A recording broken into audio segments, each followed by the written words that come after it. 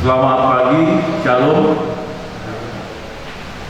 Bapak Ibu Saudara yang dikasihi oleh Tuhan Yesus Kristus, setiap orang yang memutuskan untuk menanam sebuah pohon, berarti orang itu pasti mengharapkan pohon itu akan bertumbuh dengan sehat. Dia punya akar yang kuat, dan kalau dia menanam pohon buah-buahan, berarti orang itu akan berharap pohon itu menghasilkan buah yang banyak, buah yang manis, yang bisa dinikmati pada akhirnya. Maka sang pemilik pohon, saudara, dia akan berusaha sedemikian rupa untuk membuat pohon itu bisa betul-betul maksimal dalam pertumbuhan. Sesuatu yang baik yang diharapkan terjadi di kemudian hari. Analogi atau perumpamaan yang saya sampaikan di awal renungan kita ini, saya hubungkan dengan pelayanan Rasul Paulus dengan jemaat-jemaat yang dilayaninya selama proses penginjilan terjadi. Namun Bapak Ibu Saudara, di dalam renungan kita saat ini, cerita bersama jemaat Tesalonika adalah cerita yang sangat menyentuh, sangat berkesan bagi seorang Rasul Paulus dibandingkan dengan cerita-cerita Paulus dengan jemaat yang lain. Kisah cerita pelayanan bersama jemaat ini adalah sebuah gambaran penting. Kenapa? Karena di dalamnya ada Roh Kudus yang bekerja secara nyata. Dan kita bisa melihat bahwa jemaat ini pun sungguh-sungguh sangat bertumbuh di dalam iman mereka kepada Kristus. Nah, ini membuat kesan bagi Paulus. Nah, kita tahu bersama bahwa jemaat di Tesalonika ini punya latar belakang yang tidak jauh berbeda dengan jemaat-jemaat yang lain, ya. Tidak ada yang spesial, sama. Bahkan jemaat ini punya latar belakang yang jauh lebih berat. Kalau Bapak Ibu baca di Kisah Para Rasul pasal yang ke-17 ayat 4 sampai ayat yang ke-6, maka di situ kita bisa mendapatkan informasi bahwa jemaat ini lahir di tengah-tengah konflik yang besar. Jemaat ini pada saat pemberitaan Injil disampaikan, ada banyak orang-orang Yahudi yang iri hatinya.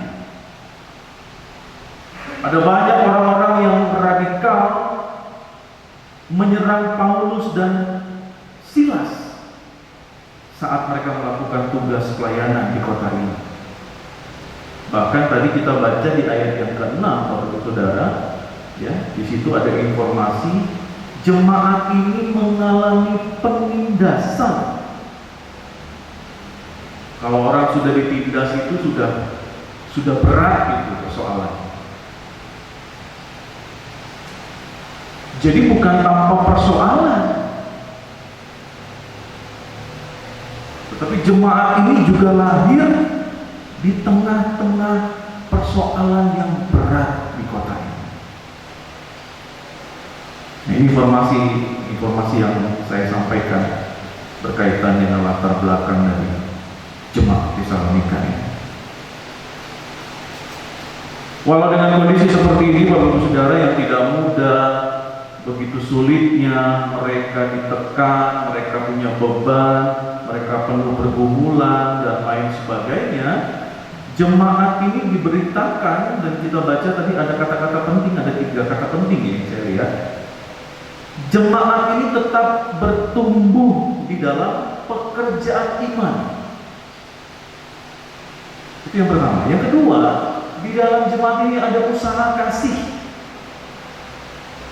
Dan kata yang penting yang ketiga adalah jemaat ini punya ketekunan pengharapan.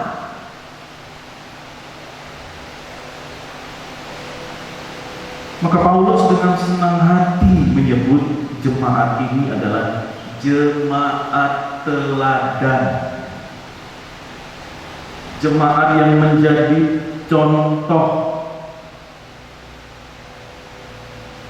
yang seharusnya juga dicontoh oleh jemaat lain di dalam mereka mengikut Kristus dan bertumbuh di dalam. Lalu apa Pak Pendeta yang dimaksudkan dengan bertumbuh di dalam pekerjaan iman? Bapak Ibu Saudara, pekerjaan iman itu adalah percaya 100% kepada Kristus. Saya mau katakan bahwa 100% percaya itu tidak ada lagi kata ragu ya, tidak ada unsur keraguan. 0, sekian tidak ada lagi. Saya percaya betul kepada Kristus. Nah, kalau kita sudah berada di dalam Kristus, Bapak Ibu Saudara, kita akan diberkati. Tuhan itu menjadi skala prioritas. Top prioritinya itu nomor 1 itu Tuhan. Yang lain-lain itu kelak. Itulah urutan yang berikutnya.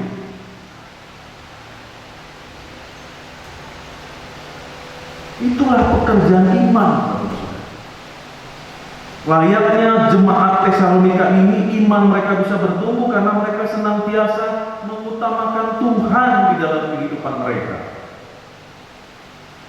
Mereka hidup dalam ketaatan dan kesetiaan kepada Tuhan, sehingga mereka bertumbuh di dalam pekerjaan iman.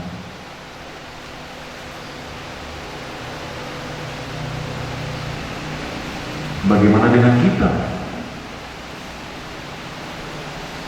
Sudah 100%-kah kita mengandalkan Tuhan dalam kehidupan kita?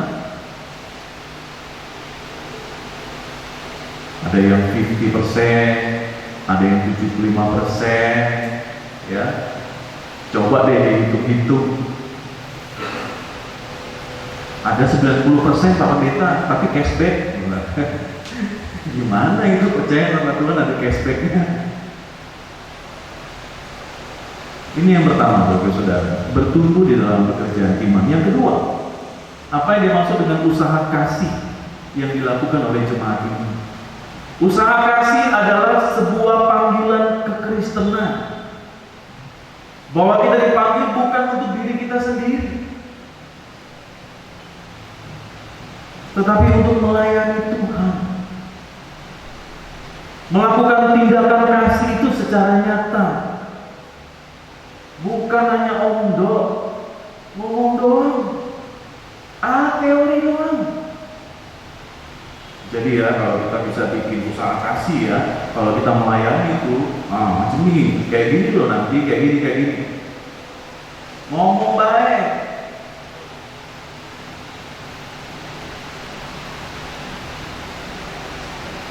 Tetapi jemaat ini, Bapak Ibu Saudara, bisa kita lihat mereka betul-betul melakukan di dalam kehidupan keseharian mereka. Di dalam kondisi seperti apapun mereka terpanggil untuk melayani Tuhan. Tetapi ada catatan penting ya. Semua akar pahit itu dibuang kalau mau melayani Tuhan.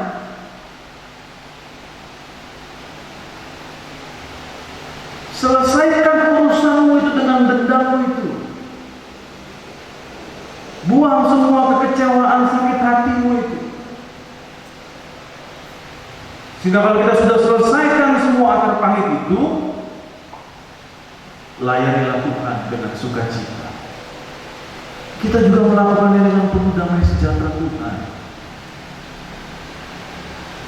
Ini yang kedua. Yang ketiga, apa yang dimaksud dengan ketekunan pengharapan? Inilah Bapak Ibu Saudara pengharapan akan kemuliaan dan keselamatan penuh anak-anak Allah yang akan terjadi pada saat kedatangan Tuhan kedua kali. Di tengah-tengah ketidakpastian kapan Tuhan datang, ya, jemaat Tesalonika ini betul-betul tekun berharap akan Tuhan. Walaupun mereka dihina, walaupun mereka dicemooh, walaupun mereka ditekan, persoalan duniawi yang mereka alami, gak berhenti mereka tekun berpengharapan kepada Tuhan, berharap akan Tuhan, menantikan sesuatu yang baik yang Tuhan janjikan. Orang bertekun itu tidak bisa hari ini rajin, besok enggak. Dia dinamis terus menerus. Tekun berpengharapan. Nah, Bapak Ibu Saudara yang dikasihi oleh Tuhan Yesus Kristus, ketiga hal ini, inilah yang menjadi dasar pokok yang dimiliki oleh jemaat ini di dalam menjalani kehidupan iman percayanya kepada Kristus. Ya. Ini dasar pokok.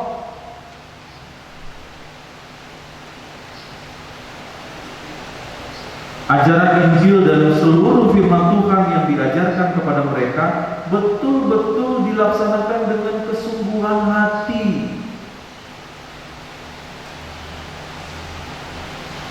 Di dalam hati, di dalam jiwa, di dalam raga, perasaan, akal, pikiran, kata, perbuatan, semuanya.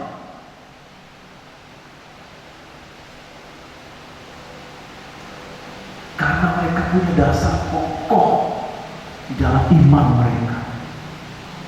Sehingga sekali lagi Bapak Ibu Saudara, tidak hanya di mulut, tidak hanya di teori, tidak hanya kata-kata, tetapi itu dilakukan di dalam keseharian mereka, khususnya di dalam semua lapisan masyarakat di kota Tesalonika.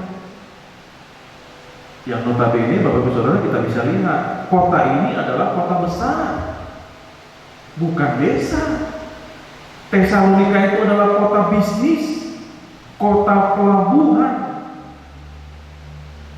yang punya latar belakang orang dari segala penjuru dunia masuk, yang punya pemikiran akan berhala, punya pikiran A, B sampai Z, dan mereka melakukan hal-hal yang Tuhan perintahkan. Pertanyaan buat kita di dalam ibadah kita pagi ini, bagaimana dengan kita? Jemaat pada saat ini. Kalau sepintas tadi kita baca, kita dengarkan firman Tuhan ini, maka bisa dengan cepat kita menilai, oh ini jemaat yang patut teladani, gitu ya. Oh ini role modelnya bagi setiap umat Kristiani di seluruh dunia.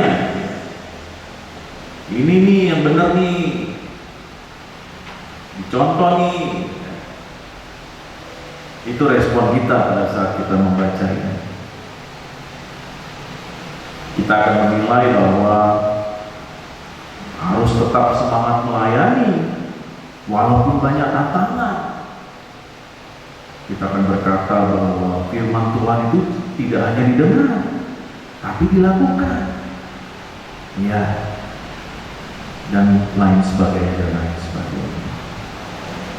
Dan pada saat saya membaca beberapa tafsiran di internet tentang ayat ini, ada netizen lain yang beri komentar tentang ayat ini.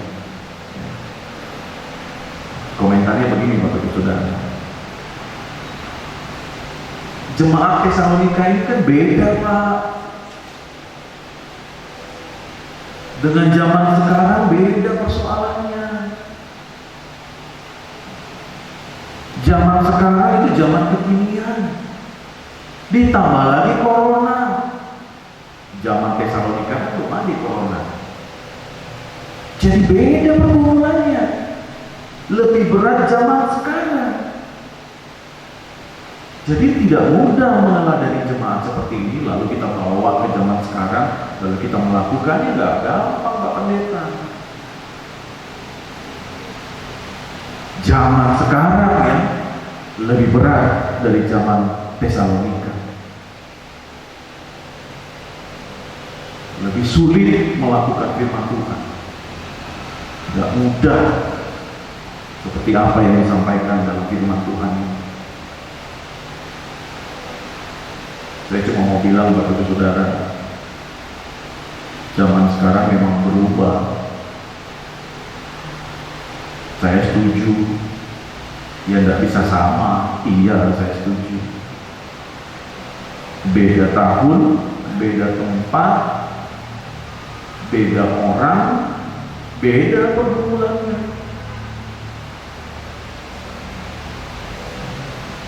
Tetapi imanilah bahwa kita punya Tuhan yang sama.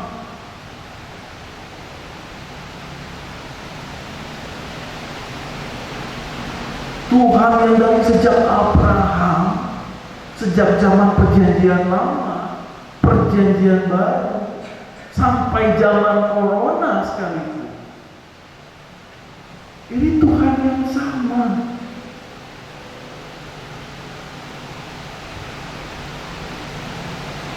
Tuhan yang mau kita percayai 100%, yang mau mengajak kepada kita untuk ayo tetap teguh, ayo tetap tegar, ayo tetap tekun, berpengharapan.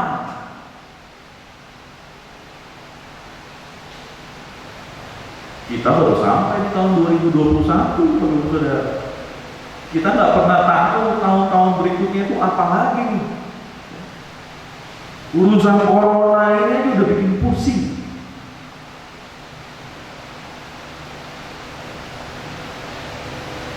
Tapi sekali lagi Bapak Ibu Saudara, saya mau tekankan bahwa imanilah bahwa Tuhan tetap sama.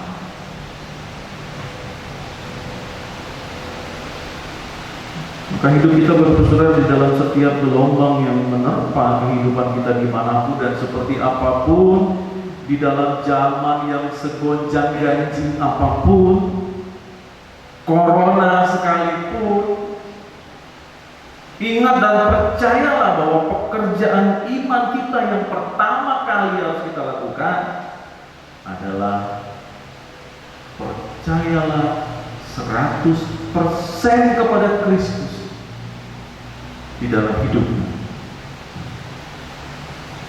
Kalau kita sudah hidup di dalam Tuhan, maka kita akan memancarkan cahaya Kristus di dalam setiap kehidupan kita. Cahaya Kristus itu seperti apa, Pak Pendeta? Cahaya Kristus itu seperti cahaya mercusuar yang menuntun kapal-kapal yang sedang berada di dalam samudra yang penuh dengan amukan badai. Lalu mercusuar inilah yang memberi petunjuk, memberi arahan, menuntun, mengajak, memberi jalan kepada kita semua untuk masuk di dalam jalan keselamatan kekal yang Tuhan janjikan kepada kita. Kita saat ini memang hidup di dalam zaman kekinian, iya. Tetapi jangan lupa, kita juga sedang mempersiapkan bahwa kita akan masuk di dalam kekekalan bersama dengan Tuhan.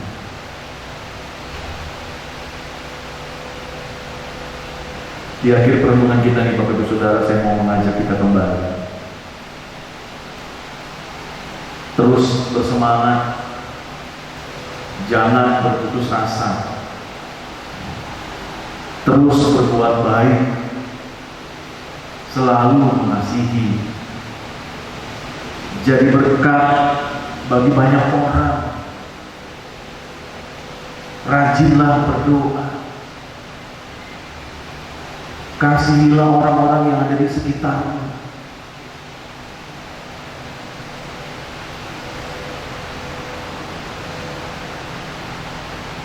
Buanglah segala akar pahit, tidak baik, tidak sehat, menyimpang itu semua di dalam hatimu bertahun-tahun. Itu akan menghancurkan diri.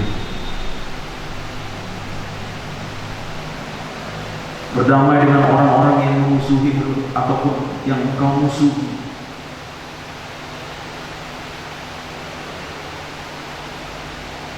Maka setelah itu, saudara, kita akan punya dasar yang kokoh, sehingga kita betul-betul dikatakan mengandalkan Tuhan 100% di dalam hidup kita. Amin, Bapak Ibu Saudara.